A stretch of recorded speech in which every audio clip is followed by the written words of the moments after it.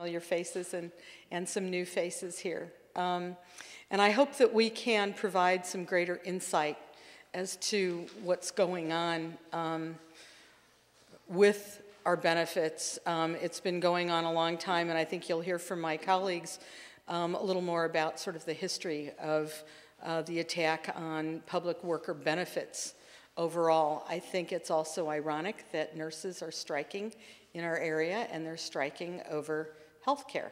And someone might say that nurses make a lot of money and they're really upset that they have to pay higher and higher premiums. Well, the reality is that premiums are going up for everyone.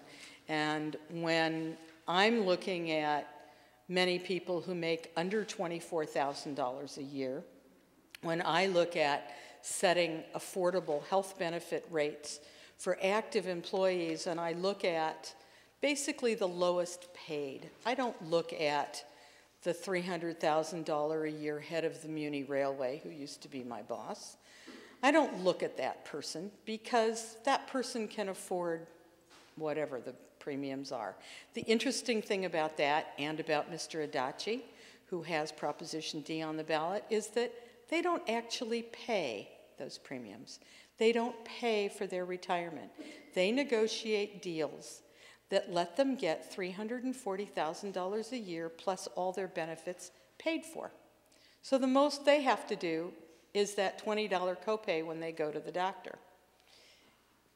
I look at a clerk, not a clerk typist, a clerk, 1404 clerk who might be a single parent.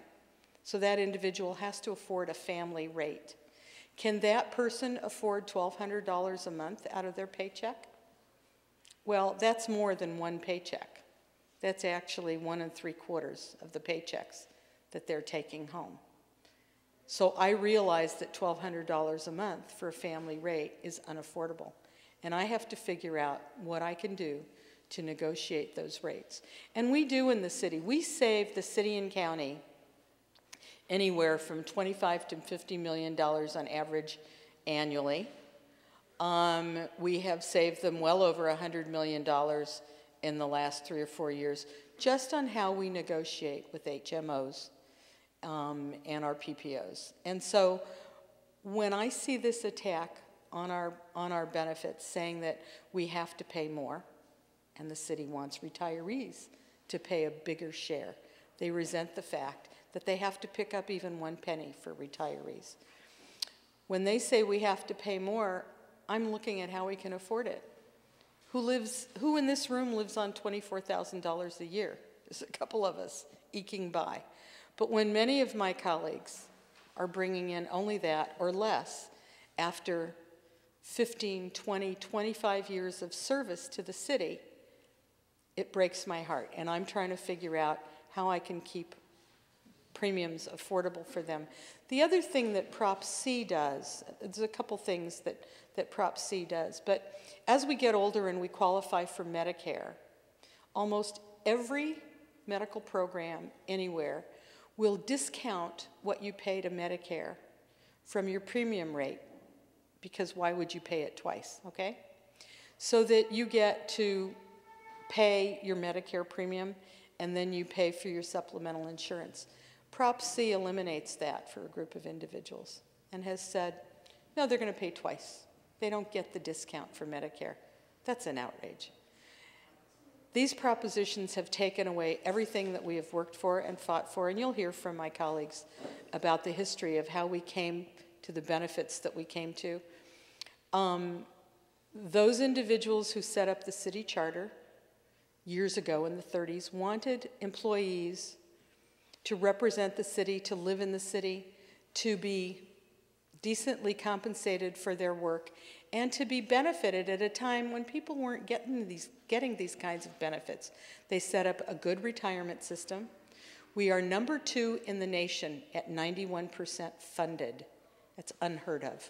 Most retirement systems, most retirement funds are funded anywhere from 70 to 85% on an average.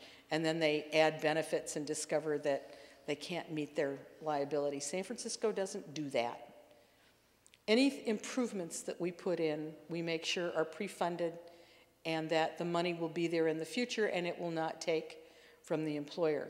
That these are based on earnings that our fund makes, so that we don't expend over a certain amount. We never go below 90%.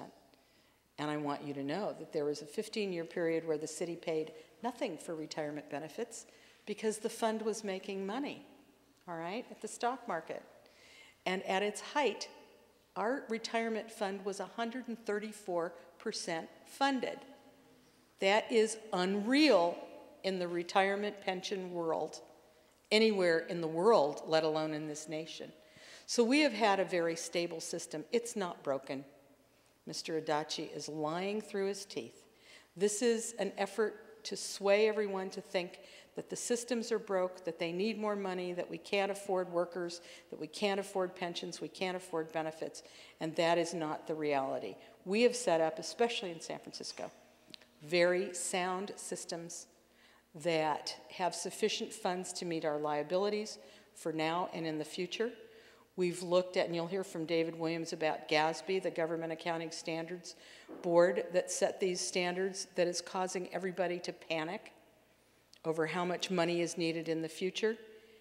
And we have already made arrangements to meet those liabilities, and these are just political efforts to panic individuals into thinking that we can take away benefits from people who've given their service for their community, given their service for all of us.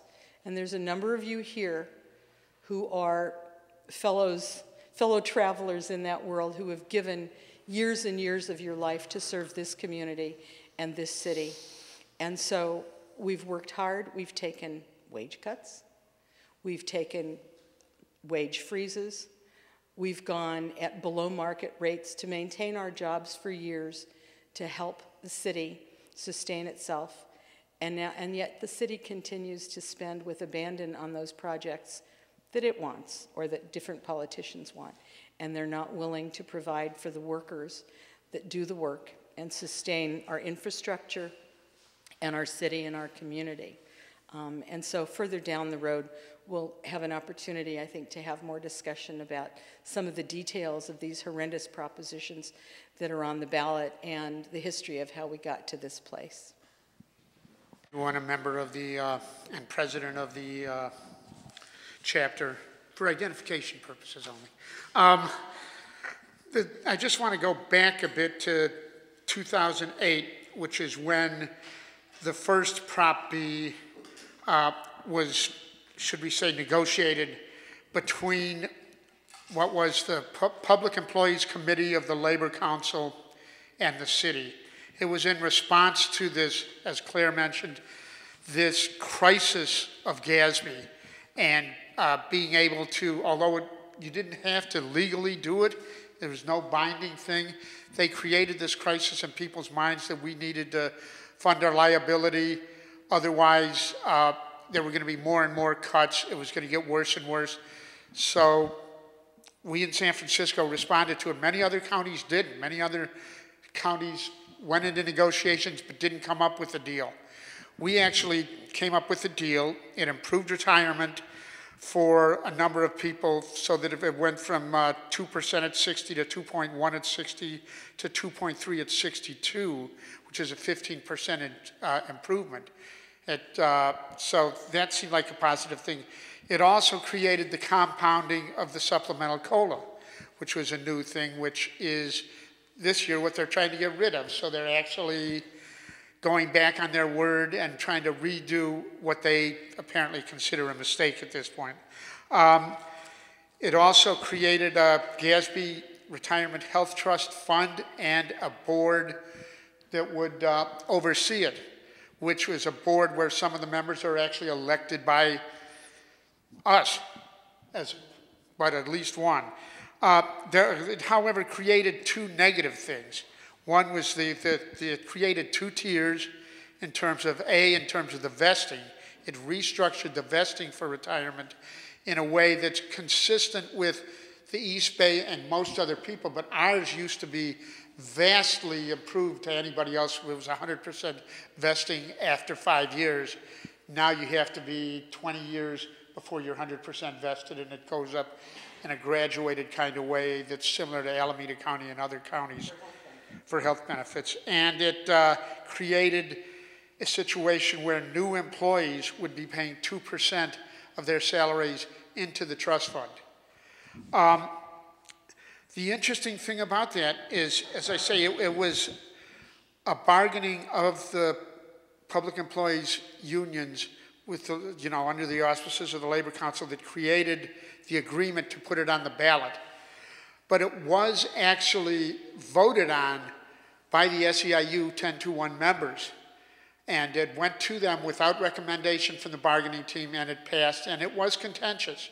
And in retrospect, I do have second thoughts about it, although it's been great in terms of the retirement improvement. When I think about the 2 tiers and what's happening with that, it was probably not such a good idea.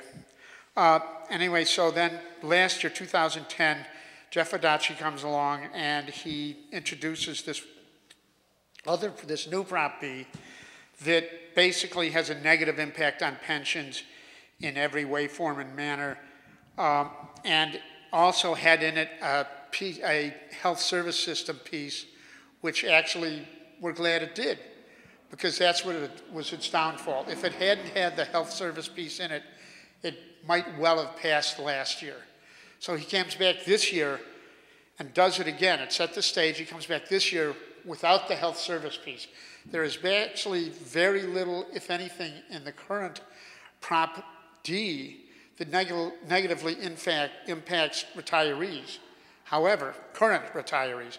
However, what it does for new employees, new retirees, and current members in terms of what they're going to have to pay for their pension and benefits is abominable, which is, of course, why we all are opposing Prop D. But in response to Prop D, of course, then the PEC, the Public Employees Committee, decided, oops, we need to come up with something to challenge this, because rather than taking it head on and saying, we're just going to defeat this thing the way we did last year, they decided, well, we'll try put something on the ballot that's better, that the public will want instead, so that you'll vote yes on C and no on D. Don't do that. It's no on both. But what they created, unfortunately, in discussions of the Public Employee Committee, the city officials, Steve Cava and people, and Warren Hellman, with Sean Ellsburn, there were a number of meetings, and it was very curious because at the very outset, when it first started back in March or so, I happened to be at a Labor Fest event for the Triangle Shirtwaist Factory fires, and I ran into one of the people who was a chief negotiator for the PEC.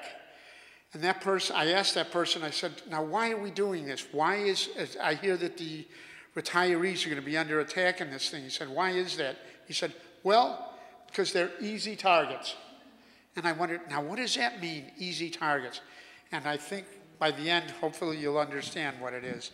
I mean, basically, we're a cash cow that they want to tap in their minds, whereas, and that's number one. And then number two, which I'll get to over and over, is we were not allowed into the room, into the discussions, into the debate, into the, quote, negotiations. Consequently, the retiree's voice was not heard. At one point, some point early, not too long after he became the mayor, Ed Lee came to introduce himself to SEIU 10-1 and the general membership of what's called a regional council meeting. There are regional council meetings every Thursday night for months that supposedly discussed what's going on with the local and what we're involved in. So Ed Lee came to that, and he talked about his plan for Prop C, and it was not very well received. He was approached afterwards and said, the retirees want to talk to you about this. The retirees actually, thanks to our vice president of the chapter, Kay Walker, made numerous attempts to talk, to get us to meet with both Ed Lee or Steve Cava, with Warren Hellman, with the PEC and we were shunted in every case. They either did not respond or they responded negatively saying they did not want to talk to us. They also, however, the Protect Our Benefits, which is a bona fide lobbying group for retirees in the city and recognized, was able to meet with Steve Cava about the health service piece only, and met with him 4 times, and he just stonewalled them. They suggested changes, they suggested, why are you doing this? And he just said, this is what it is, this is the way it's going to be, to my understanding, and nothing changed. So basically, we were shut out on the level of actual discussions between the parties coming to agreement. We were also shut out of our own bargaining team, because what they claim is that this was bona fide bargaining. You had to be a member of the bargaining team in a collective, in a bargaining unit, in order to be in those meetings, and we are not. And we've been fighting for that for 2 years, 3 years, 4 years, ever since 10-1 became an entity. And needless to say, it didn't happen. We were allowed, what's curious is that although they said it was bargaining team and only bargaining unit members, they never opened the contract. These were only discussions. There was nothing binding. What they were creating wasn't any contractual thing. What they were creating was language for a ballot initiative. 260 pages of one. At any rate, we did at one point, our committee then, our retirees committee then took an initial position that we wanted to get into and talk with the bargaining team, and they actually let us talk to them once for 15 minutes, where we presented our positions on why we were opposed to both the health service piece that we heard was happening, and this is all hearsay that came out of these regional council meetings, and any COLA changes. And they actually, there was a lot of sentiment within the bargaining team that supported us. So it was a contentious issue even within the bargaining teams. However, they kind of assured us that we've got your interests at heart, it's going to be okay, the COLA's not going to be in it, da-da-da. And this went on for a couple months. And then we also got a chance to, we actually decided as a committee that we had to go talk to the executive board, which happened to be meeting at the same time as us one day. And we all went in, Claire and Kay and myself, and actually everybody who was in our retirees meeting went into the meeting, and we talked to the executive board about it as well. And they listened, and then they did nothing. What was expressed is that they were threatened by us. They said, don't threaten us, when we tried to tell them, listen, if we aren't involved in this thing, if you don't get us in this and we aren't on board with whatever you're doing, then what's going to happen is there are 30,000 retirees out there, or seniors, which is a huge voting bloc, that isn't going to be on board with this thing, and you're going to go down in flames. And their response to that wasn't, oops, maybe we need to respond and figure this out. Their response was, don't threaten us. And we're saying, we're not threatening you, we're just putting this out there. Anyway, through this process, there were also the head of the Public Employees Committee was making reports to the San Francisco Labor Council, which were basically not reports.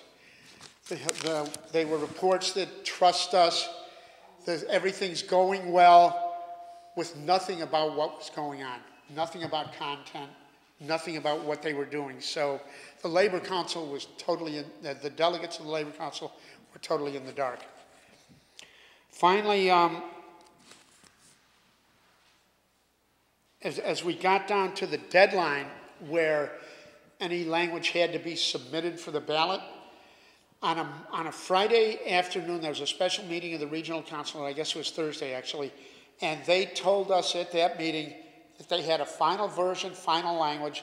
Health Service was in, because the health service changes had to be in, because the city wasn't going to do it without it. The city's, I guess their idea was twofold. One was that they don't want Adachi coming back with it next year. And the other is that, well, I think that a certain member of the board insisted upon it, and that they just thought it would be, they could somehow sell it. But the city insisted on it, so it was in there. But what they said was that the COLA piece was not in there. They said the COLA was out. And we're thinking, that's interesting. Well, at any rate, the following Monday, there was a special meeting of both the bargaining team and then the regional council afterwards, because when the final language came out, the city had put the COLA back in, and so is health service. And that night at the meeting, I actually asked, I said, isn't that regressive bargaining? Isn't that an unfair labor practice? And the response was merely, it's part of a package. It's part of a package, we take it or leave it. And it became pretty obvious at that point, SEIU didn't get on board initially because they were holding out, but they weren't holding out on and they did this for another month or so and through the 30-day waiting period and stuff. But they did it because they actually played off the retirees against what's called the de-skilling issue, where there were some segments of the current employees that were being de-skilled and going to get lower wages at lower title jobs, and that became the trade-off. Unlike any of these kinds of negotiations that happened before, like the original Prop B, where they traded improved retirement for GASB and their 2 tiers, because the 2 tiers are all through this. What they came up with has, well, I don't know if you want me to read this. I may be carrying on too much. Maybe you don't need specifics, but we can get into them later. At any rate, so the retirees committee took a vote because A, the COLA's in, B, health service changes are in, C, we were out, we were excluded. There was no vote among the membership like there was in the original Prop B as to whether this should go to the ballot or not. It was pushed through COPE. There was a very contentious COPE meeting at which, I wasn't there, but others were, at which COPE passed no, yes on C, no on D. And we also brought it to the attention of the Labor Council through their Social Justice Committee what was going on. And then it became actually an issue of contention at the Labor Councils. And whenever it's mentioned or brought up now, the Public Employees Committee representatives and, I hate to say, the Executive Board of the Labor Council kind of just turns their cheek and doesn't really have anything to say. They go out and just continue their yes on C, no on D campaign. So what we have done in the interim is the retirees then also voted to do a ballot argument against C. There was a phone call that I received before my labor chorus one night saying, you can't do this because COPE took a position for C, so you can't put one on against C, or there could be sanctions and this and that. So at our next meeting, we discussed whether to do it or not, and it was mandated by our committee that we should go ahead with the ballot argument. When we went down to the ballot, to the Department of Elections, we were told that we could either put it on in the name of the chapter, but we had to get permission from the union to do it, because apparently the union had talked with the Elections Bureau and said, we don't want anything against C on the ballot that we haven't approved. We don't want anything on it in our name.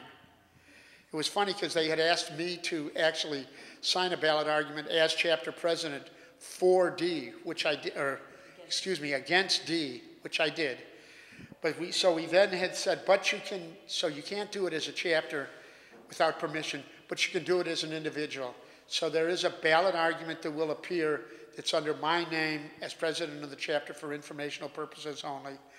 And it was written actually by committee, by a group of people, and this is off the record, by the way, by a group of people who were from the committee, from the retirees chapter, and it was also the language had been called all around to many members of the chapter for approval. So there's widespread, there really hasn't been any dissent within the chapter.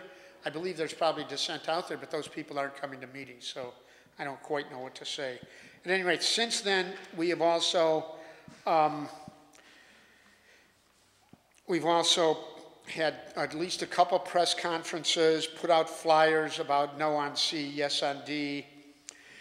The political, protect our benefits and the retired employees of the city and county of San Francisco, which is the largest and, well, I don't know if it's most active, it's the largest body of retirees in the city, are both no on B, no on C, but basically they're restricting themselves to the health service piece alone. They're not concerned with the COLA. The Gray Panthers have signed on to the ballot argument. Senior Action Network had a meeting.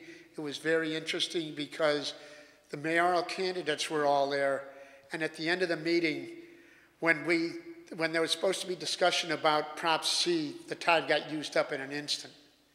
But at the end of the meeting, there was a flurry of activity of people challenging John Avalos about the position he took, which the board was unanimous for Prop C. And then there are also a lot of Democratic clubs that people have been going to advocate against C, and there was a great picket line last week at the Prop C opening. At the SEIU COPE Committee, the COPE Committee allocated $170,000 towards no on D, $30,000 towards no on C, and a lot of money toward $100,000 towards slate cars, which would include those positions. They were done initially with the caveat that there was a challenge to the way that Prop C was approved by the COPE Committee, and so it was dependent on whether that challenge was upheld or not. The challenge was not upheld. So, but the curious thing about this $100,000 for yes on D, no on D, yes on C, is that it's in coalition with the city, or under the with the approval of the city, but in unison with the Chamber of Commerce and the Labor Council. And it's very curious because it's coming back to bite them. Because what's happening now is that with David Campos' healthy access provision to get the businesses to pay up what they are taking out of people's, what they pay for their food and stuff, they're setting it aside and they're supposed to turn it back into the people whose checks they took it out of. Instead, they're taking it and using it to their own goods. Well, that's a loophole that David Campos is trying to close, and the business community is fighting that, and the chamber has said, if the Labor Council doesn't back off supporting that, then they're going to back out of this coalition.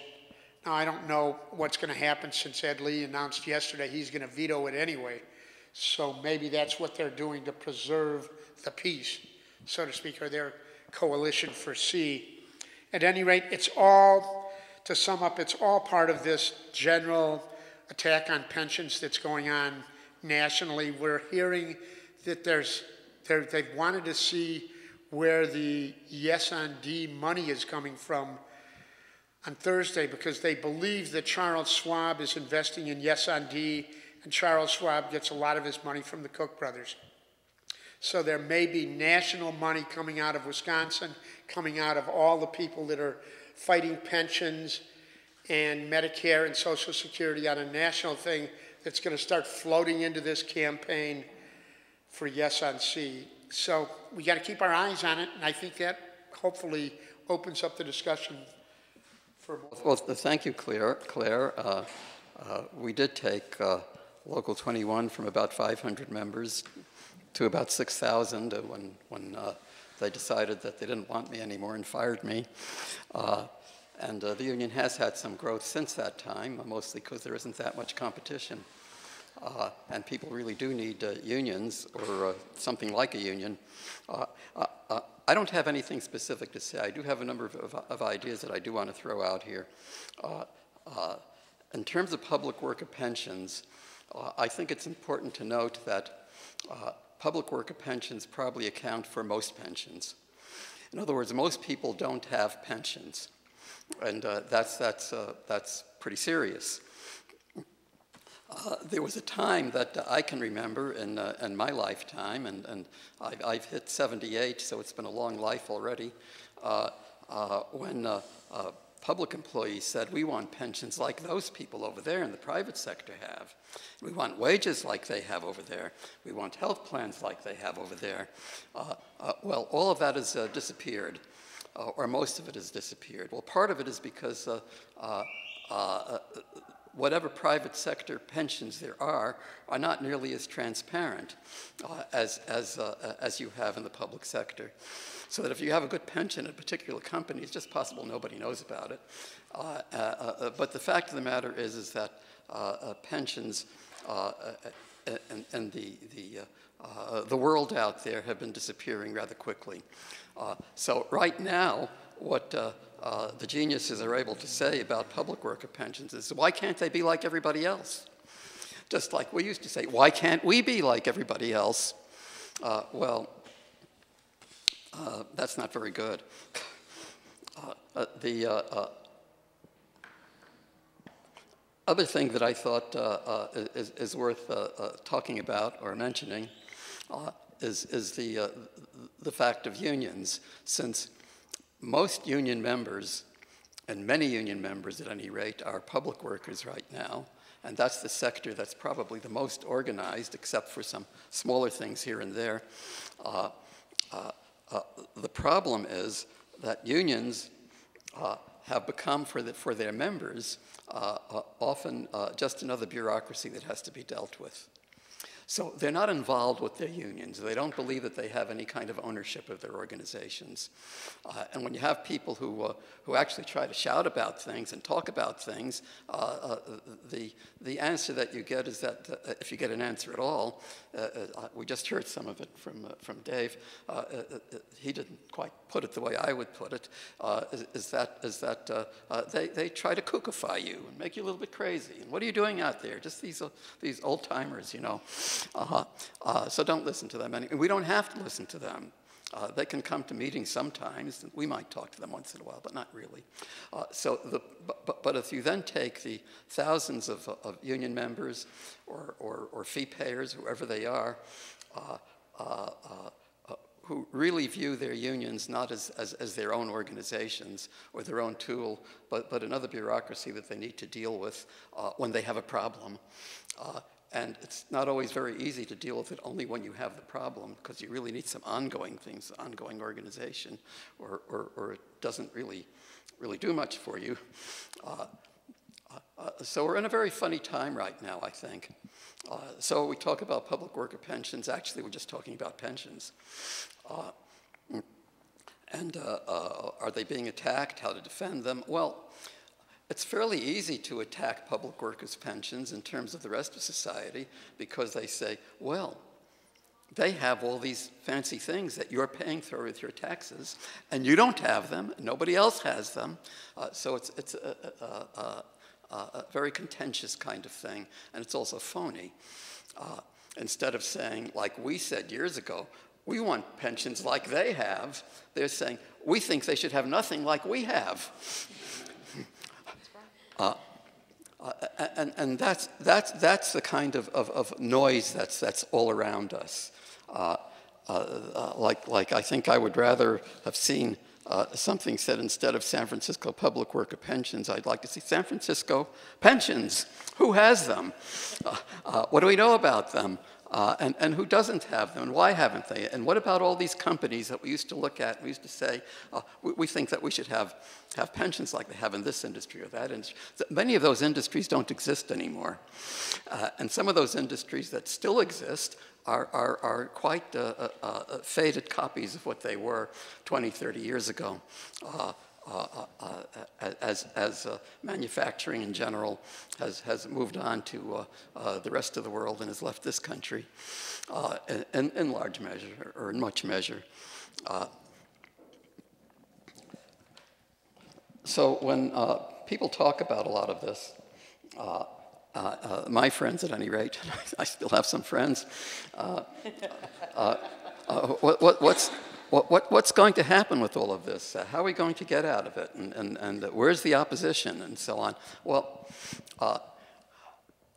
I read the newspapers, which are not necessarily the best way of finding out what's going on in the world, but I don't know of another way of doing it unless you run out and do your own reporting and see lots of people. And, the fact of the matter is that if you read the New York Times fairly regularly, which I do, I've discovered that there are mass sit-ins of various kinds on Wall Street. And now in almost every other town or city, we have them. Nobody, they say they don't have any leadership. Well, I don't believe that. We just don't know who the leaders are. And they say, well, they're very young people. Well, of course you're not going to know the very young people. They're just babies. You know, how would you know them? They haven't had a chance to make their names. Well, they're making their names right now. They're knowing who they are. And this has jumped from city to city and so on. So there's really a lot going on right now in terms of opposition, in terms of organizing.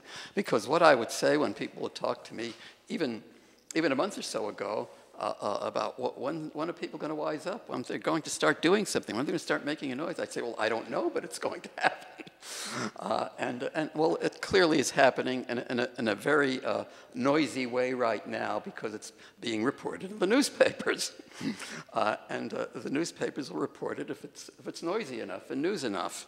And that is happening right now, and I think that's very encouraging. Now, in terms of public worker pensions, they are, of course, going after your salaries and your wages. It's not just pensions. Pensions are part of compensation. That's what they are. And salaries or wages are something that we normally recognize as being our compensation. Well, pensions are part of it. So they're going after one part of it in a fairly loud way for the simple reason, I think, if they thought it through in terms of reasons, and I don't think many of them think these things through. I think ideas come to people and they express them. The simple reason is that this is a population that generally has pensions and others don't. So they don't say, why should city workers be collecting wages? No, they don't say that, because most people recognize that if people are working, you pay them something. But pensions is one of those areas where most people don't have them, or if they do have them, they don't know about it. Because in the public sector, we know something about it, and other people can know something about it. In the private sector, you really don't know if that company across the street or that restaurant or that place over there has pensions or not. But they do know about you. I think I've said most of what I wanted to say, except that I really appreciate being invited to come here and to throw around some ideas and things and try to put things into some kind of context. I don't vote in San Francisco and don't live here. I'm in the East Bay. And what happens in San Francisco in terms of wages and benefits and pensions and everything else has a major impact on the rest of the Bay Area and everybody else. So it does have some personal interest for me. But I've really looked at things with personal interest, which is probably why I was a fairly good organizer for many years. So that's where I'll stop right now. And it's an honor to be on the panel with David, and Claire. What I'd like to do is to try to put some kind of historical context to this story. And maybe there are a couple ways I want to get into it, but one way to get into it is just to give a little plug for the piece that I wrote that's available on our website. That's upwa.info. And it's an article called the Assault on Public Education or something. I actually forgotten the full title.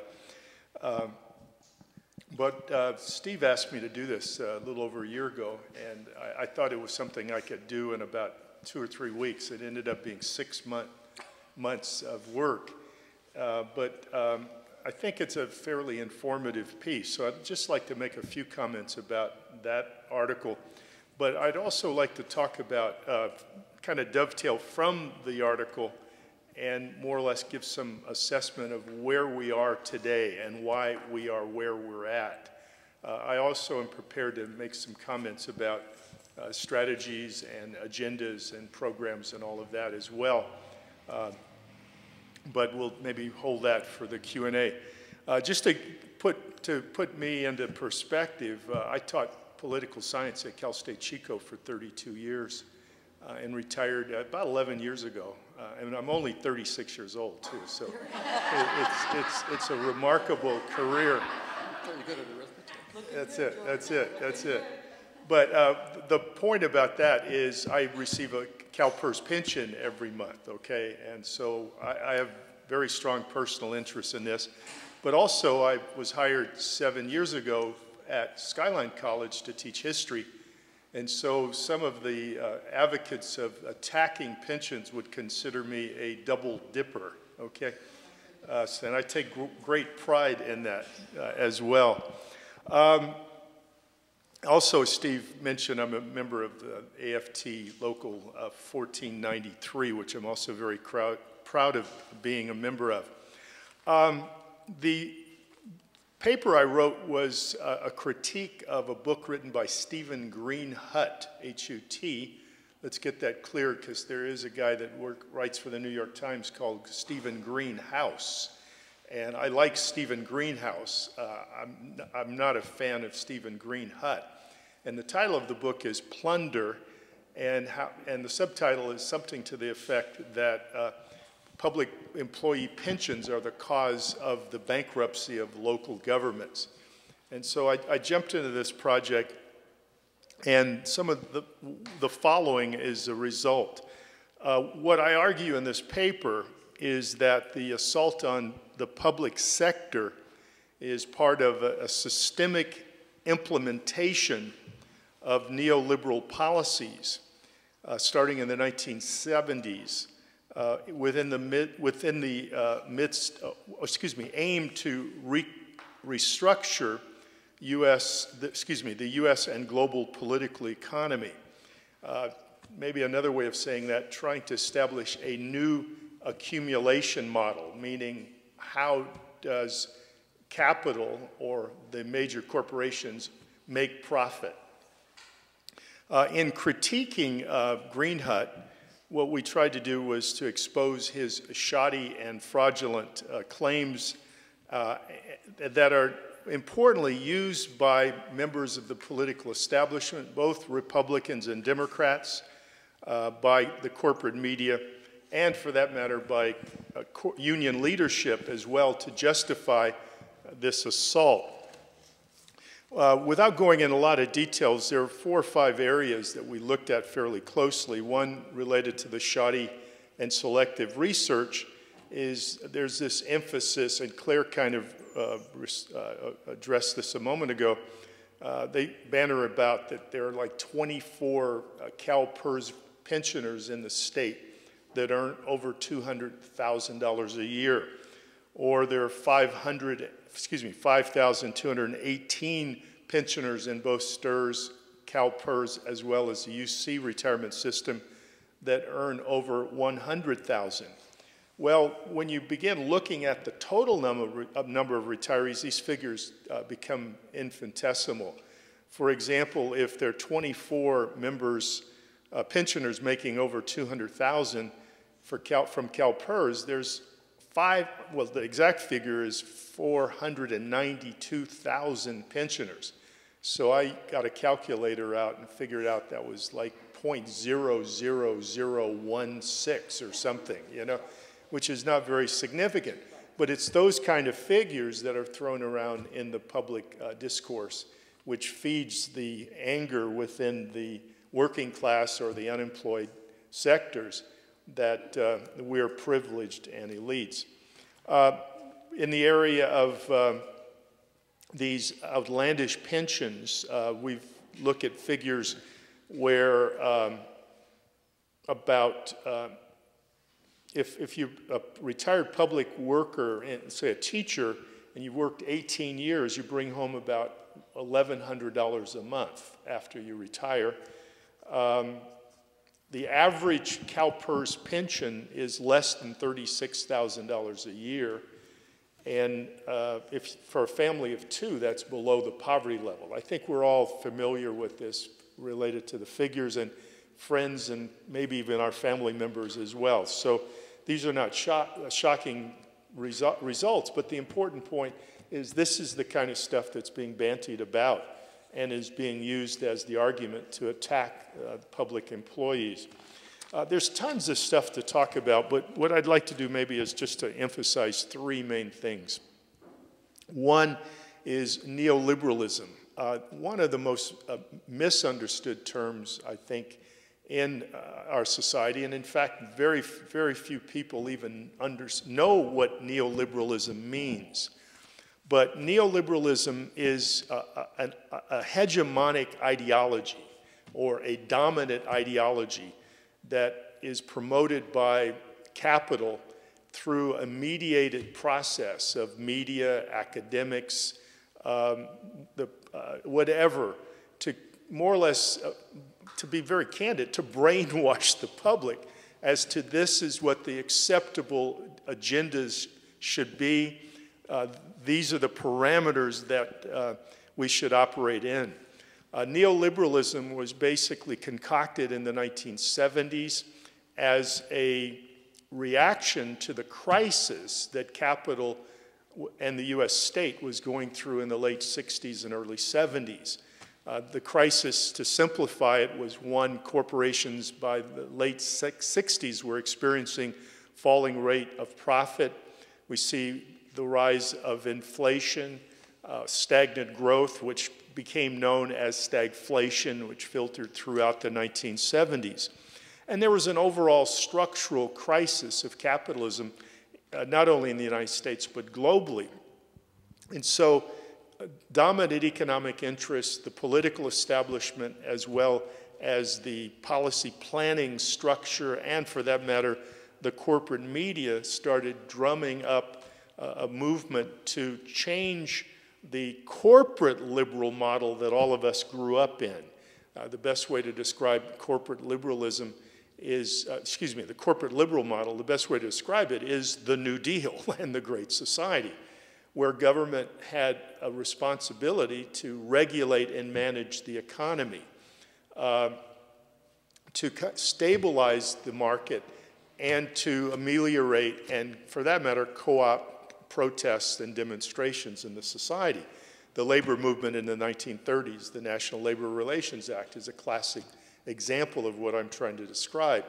But we have to remember that corporate liberalism sat on top of what I like to refer to as a national development model, meaning corporations were based in the United States, workers were US workers, 90-some% of the market was in the United States, profits were earned basically in the United States. But starting in the late 60s and early 70s, what we see is this outsourcing of the manufacturing sector. And I have some statistics that are quite dramatic and even frightening about how much of that has occurred even in the last 10 or 11 years. So the structure of the economy was changed in the 70s, which was the opening for the ideological shift to neoliberalism. Now, what are the characteristics of neoliberalism? One, cut taxes for the wealthy, because taxes are a kind of a fetter on them wanting to invest in the economy, to roll back the public sector, and we've seen this persist since the 70s, but at the same time, incremental shifts. At sometimes there's not a push. At sometimes there is a push. Certainly since 2007, 2008, we've seen an intensification for the privatization of public education. Clinton started it, Bush put it online, and Obama has intensified it. Just this week, he gave a speech lobbying for his so-called race to the top, which is, again, part of the privatization model, which is the third characteristic of neoliberalism, to privatize the corporates, the public sector. Even the US military since the early 90s has been basically privatized. If you brought home all the combat troops from Iraq or Afghanistan, you'd still have 150,000 military personnel in these countries, okay, that are contract labor, making money for Halliburton, et cetera, et cetera. And then deregulation. And all of these are very, I hate to use moral terms, but are evil. But deregulation may be the worst one of all, because that is at the centerpiece of the financial crisis that we're living through that hasn't even begun yet, folks, owing to the deregulation of the banking structure system, which started under Carter. It didn't start under a Republican, because all of this is a bipartisan project. And the fifth characteristic of neoliberalism is busting unions, okay? Now, they've been very, very successful in doing that related to the private sector over the last 30, 40 years. In the early 50s, I think, 1953, 35% of the private sector was organized. 2009, it's 7.2%, okay? And even those that are unionized have to be forced to two-tiered salary schedules, give-backs for pensions, and all this kind of stuff. Now, the public sector, we weren't unionized, as David says, out in the 50s and 60s.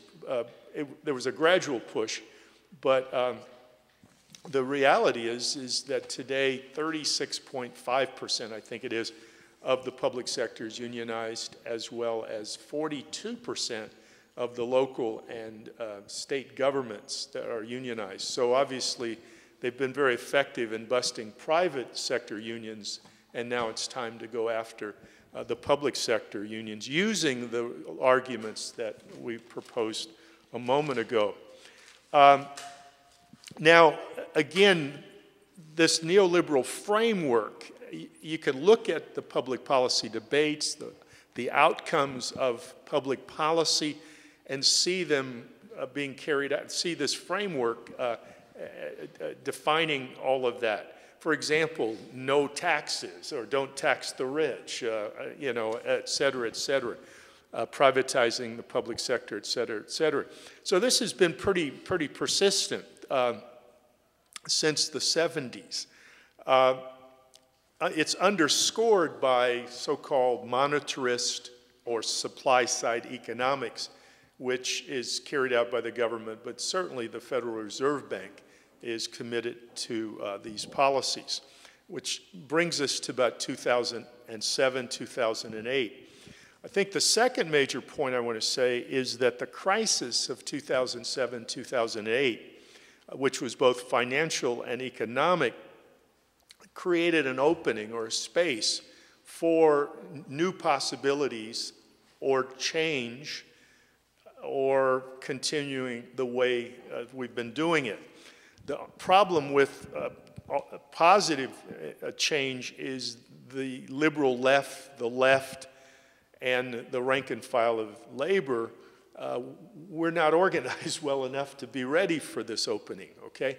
And so what we saw from the very beginning, from the moment this happened in September of '08 probably would be as good a place to start as any. We see within the dominant interest some debate as to exactly how to approach it. One approach was stimulus, and the other approach is austerity. To be very honest, Bush and then Obama promoted some stimulus. Obama more than Bush, obviously, but it was very limited stimulus, to say the least. And it's pretty clear by June of 2008, after the G8 summit meeting, the ruling class of the industrial world had decided that no more stimulus. It's going to be all austerity.